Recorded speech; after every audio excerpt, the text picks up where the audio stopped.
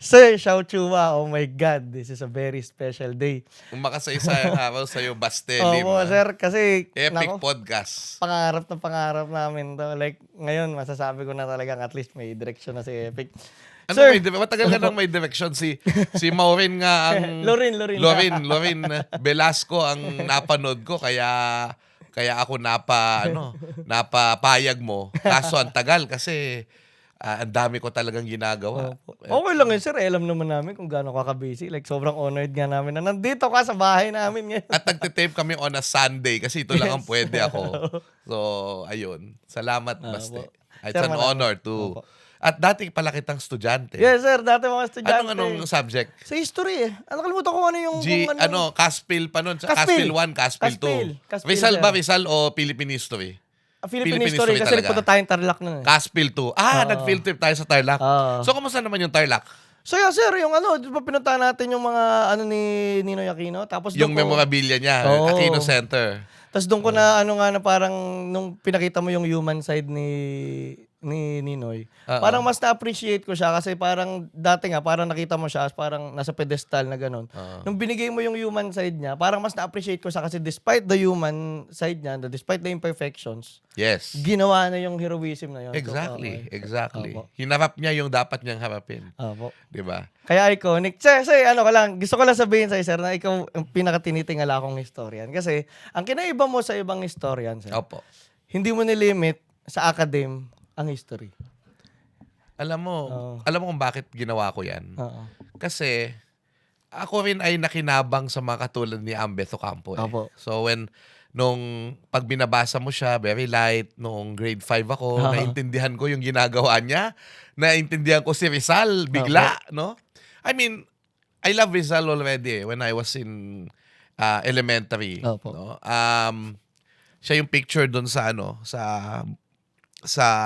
kasi ngayon ayaw na daw maglagay sa rooms. Opo. 'Di ba ng mga Ganun? posters?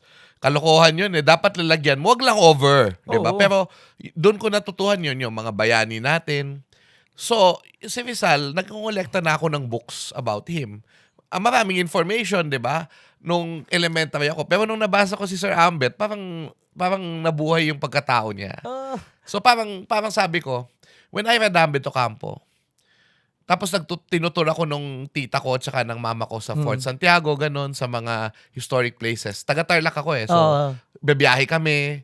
O kaya kapag babakasyon kami sa Manila, pupuntahan namin yan, yung Quiapo Church, yung mga Rizal Park, Luneta, yung mga Nayong Filipino dati, Baclaran Church, Intramuros. Alam mo, naisip ko talaga noon na parang gusto kong ilapit din yung history. Ang imagination ko noon, nagtutur ako ng mga bata eh. Oo. Sa mga places na to. Ginawa mo Bata sa amin pa yun. ako. Nagginawa ko eh, di ba? So, alam mo na. So, every day of my life now, I'm living my dream.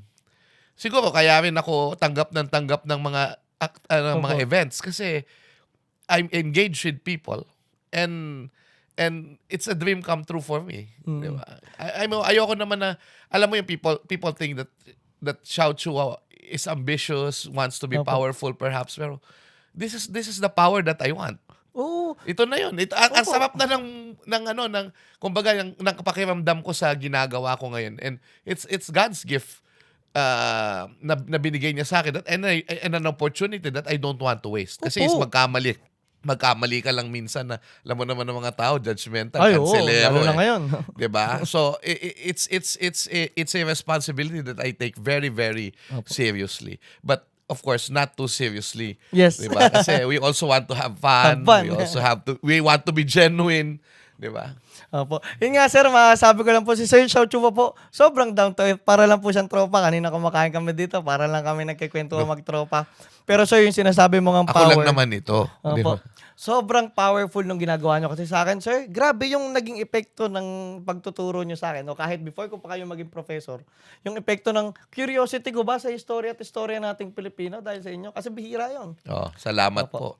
Thank you very much. Opo. Sir, punta na tayo sa unang tanong ko. Kaya ito na yung nakakatakot ng mga tanong ni Bastelim eh. Hindi sir, ano lang to. Sir, syempre. Baka